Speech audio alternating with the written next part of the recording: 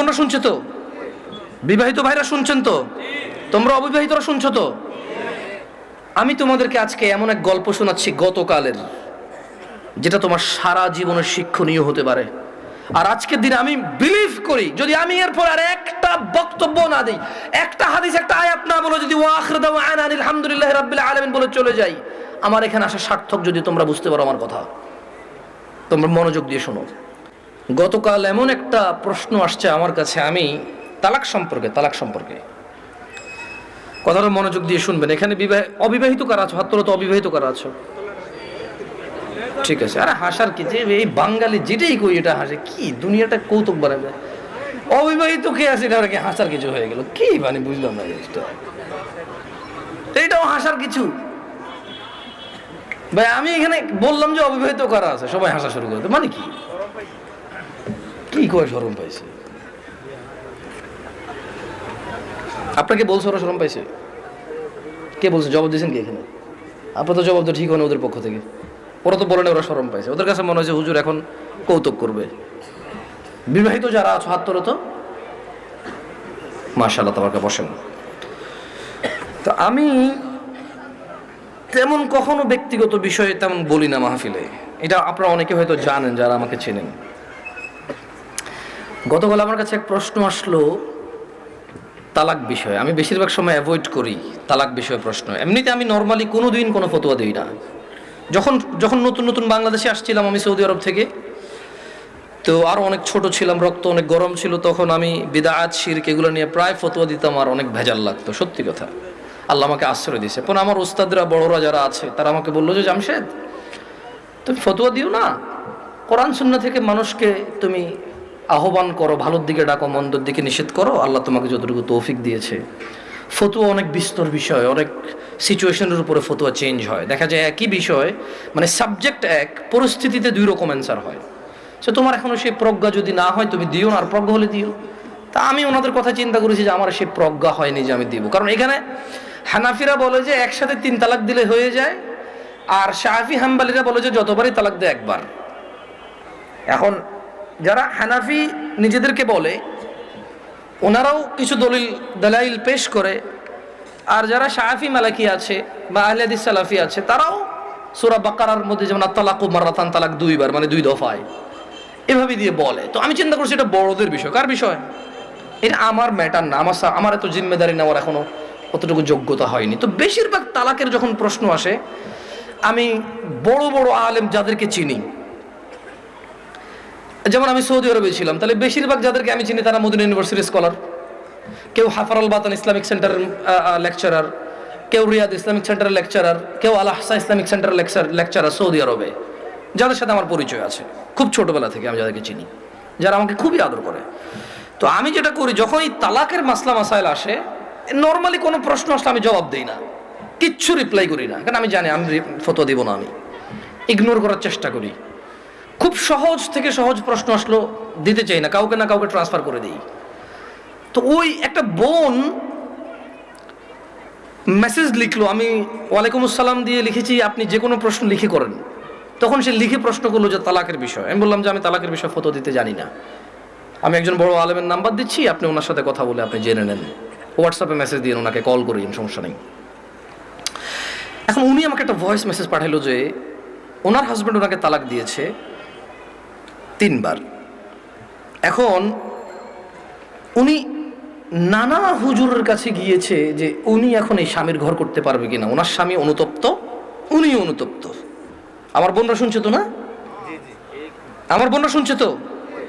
বিবাহিত ভাইরা শুনছেন তো? তোমরা অবিবাহিতরা শুনছো তো? আমি তোমাদেরকে আজকে এমন এক গল্প শোনাচ্ছি গতকালের, যেটা তোমার সারা জীবনের শিক্ষণীয় হতে পারে। আর আজকের দিনে আমি বিলিভ করি, যদি আমি এরপর আর একটা বক্তব্য না দিই, একটা হাদিস, একটা আয়াত না বলে যদি ওয়া আখিরু দাওয়ানা আলহামদুলিল্লাহি রাব্বিল আলামিন বলে চলে যাই, আমার এখানে আসা সার্থক। যদি তোমরা বুঝতে পারো আমার কথা, তোমরা মনোযোগ দিয়ে শোনো। তো বললো যে আমি বেশ কিছু হুজুরের কাছে যতটুকু আমি আমাকে বলেছে যে আমি আহমদুল্লাহ হুজুরকে মেসেজ করেছি, উনি রিপ্লাই করেনি। আমি আজহারি হুজুরকে মেসেজ করেছি, রিপ্লাই করেনি। আমি আব্দুর রাজাক বিন ইউসুফ হুজুরকে মেসেজ করেছি, উনি রিপ্লাই করেনি। আমি কুয়াকাটা হুজুরকে মেসেজ করেছি, রিপ্লাই করেনি। আপনি জামশেদ মজুমদারের ফেসবুকে মেসেজ করেছি, রিপ্লাই করেননি। এর মধ্যে কেউ রিপ্লাই দেয়নি। আপনি আমাকে ওয়ালাইকুম আসসালাম রিপ্লাই দিয়েছেন হোয়াটসঅ্যাপে মেসেজ দেওয়াতে। আমাকে একজন হুজুর বলল আমি আমার স্বামীর সাথে থাকতে পারবো একটা হারাম কাজের মাধ্যমে। কি কাজের মাধ্যমে? হারাম কাজের মাধ্যমে। আমি চিন্তা করলাম, হুজুর যদি বলে হারাম কাজের মাধ্যমে থাকতে পারে, তাহলে হুজুর নিজে তো এটাকে হারাম বলছে, জিনিসটা কি? তখন আমি বোনকে আর সাহস করে কিছু না বলে আমি শেখ মুস্তাফিজুর রহমান বিন আব্দুল আজিজ আল মাদানী হাফিজাহুল্লাহ, উনি সৌদি আরবে হাফারুল বাতান ইসলামিক সেন্টারে ছিল, খুব আদর করে আমাকে।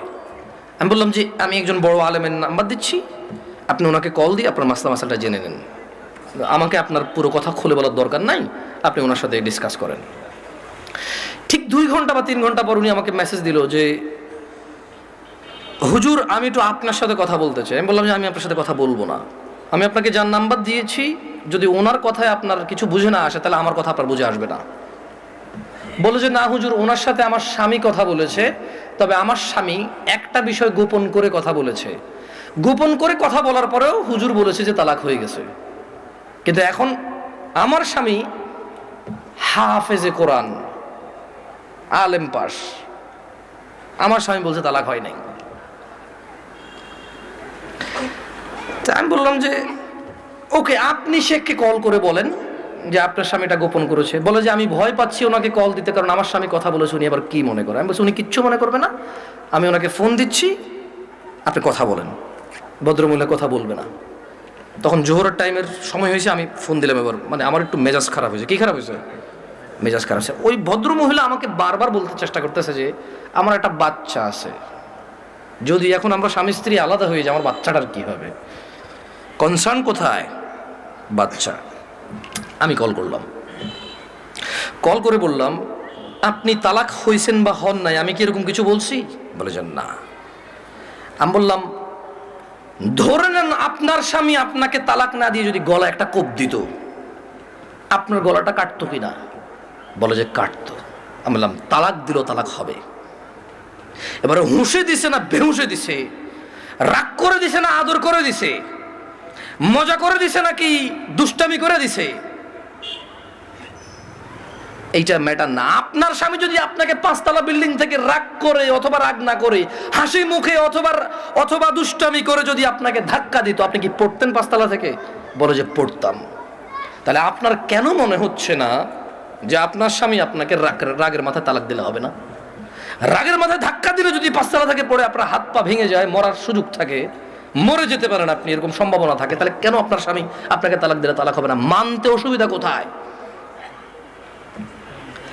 যে আল্লাহ আপনার এই স্বামীকে কবুল বলার পরে ওর সাথে থাকা বৈধ করেছে, সে আল্লাহই তো 3 তালাক পরিপূর্ণ হয়ে গেলে থাকাটা অবৈধ করেছে। যিনি আপনাকে এর সঙ্গ দেওয়ার জন্য বৈধ করেছে, আপনি মেনেছেন সেটা। উনি যখন অবৈধ করেছে সেটা মানছেন না কেন আপনি? প্রবলেম কোথায় আপনার? আপনার বাচ্চা? যদি আপনার হাজব্যান্ড কালকে অ্যাক্সিডেন্ট হয়ে মারা যায়, মৃত্যুর পর আপনার হাজব্যান্ডকে নিয়ে আসতে পারবেন জীবিত করে? না। যদি আপনি মারা যান কালকে, আপনার এই বাচ্চা কি মাহারা হবে না? হবে। ওকে, আপনার দুইজনই উভয় মারা গেলেন, কোন অ্যাক্সিডেন্টে বাচ্চাকে রেখে গেলেন, বউ জামাই গেলেন কোথাও ঘুরতে বা ডাক্তার দেখাইতে, অ্যাক্সিডেন্টে 2 জন মারা গেলেন, আপনার এই বাচ্চা থাকবে কিনা? বলে থাকবে। তো তখন আপনাকে কি ফিরাইতে পারবে কেউ মৃত্যু থেকে? না। তা আপনি কেন আল্লাহর বিধান মানতে এত অসুবিধা হচ্ছে যদি পরিপূর্ণ তালাক হয় আপনার?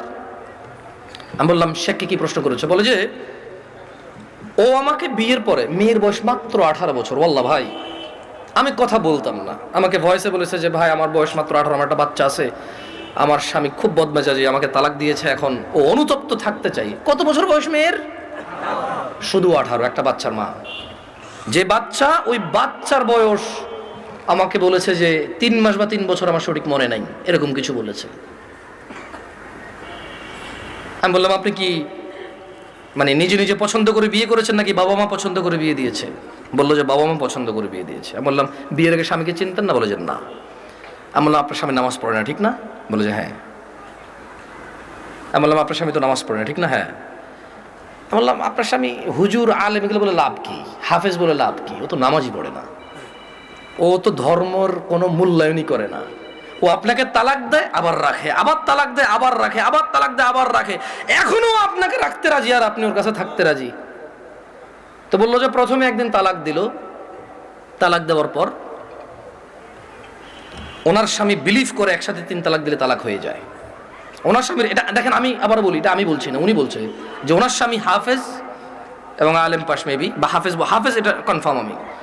তো বললো যে উনি জানে যে এক বৈঠকে 3 বার তালাক দিলে তালাক হয়ে যায়, কিন্তু শেখ মুস্তাফিজুর রহমান বিন আব্দুল আজিজ মাদানীকে যখন ফোন করেছে তখন উনি বলেছে আচ্ছা ধরলাম একবার, 3টাকে কয়বার ধরলাম? এক বৈঠক ধরলাম। বলে যে আপনাকে আদ দিছে? বলে যে হ্যাঁ আরেকবার দিছে। বলে যে ওটাকে আবার ধরলাম। বলে যে আদ দিছে? বলে যে সে গোপন করছে, কিন্তু সে একদিন আমাকে বলছে তোমাকে আমি তালাক দিলাম, তুমি যাচ্ছ না কেন? এই কথাটুকু শেখের কাছে সে গোপন করেছে। কি করেছে? শেখ নাকি তখন প্রশ্ন করেছে আপনি যদি হানাফি মাসলাকের হন, জীবন যদি হানাফি বিধান অনুযায়ী চলেন, আর আপনার স্বামী নিজে যেহেতু হাফেজ বা আলেম, ও তো এটা জানে যে এক বৈঠকে 3 বার দিলে হয়ে যাচ্ছে। আর কোরআন সুন্নাহ অনুযায়ী যদি আপনি শাফি মালিকের দিকে আসেন, সেই ক্ষেত্রে ওনারা এক বৈঠকে যতবারই দেয় কয়বার ধরে? একবার। তো বলো যে অনেক সময় আমরা ফতোয়া দেই যে ঠিক আছে, মানে আপনি হানাফি কোনো বড় বিজ্ঞ আলেম থেকে মাদ্রাসা থেকে ফতোয়া নিয়ে ওনারা লিখিত ফতোয়া দেয় কি সেটা আপনি জেনে নেন। মানে তালাক নিয়ে তেমন কেউ ভেজাল করতে চায় না, কারণ মারামারি কাটাকাটি হয়ে যাবে, বোঝেন নাই, মিছিল মিটিং হয়ে যাবে। এক গ্রুপ বলবে তালাক হয়ে গেছে, আরেক বলবো হয় নাই, বলবে যে জানা করতেছে ও হুজুরের কথায়। ভাই এটা বিশাল বড় একটা প্রবলেম, বুঝছেন না বোঝেন নাই? সত্যি আমার পক্ষে সলভ করা সম্ভব না। তখন আমি ওই বোনকে বললাম যদি আপনার তালাক হয়ে যায় চলে যান, ইদ্যত পালন করে কোথাও বিয়ে বসে যাইয়েন, আর পরবর্তী স্বামীর যত্ন নিয়েন। করে দিয়েছে। তো আমি মহিলাকে বললাম যে আপনার তালাক হয়েছে বা হয় নাই ফতো দেওয়ার আমার যোগ্যতা নাই।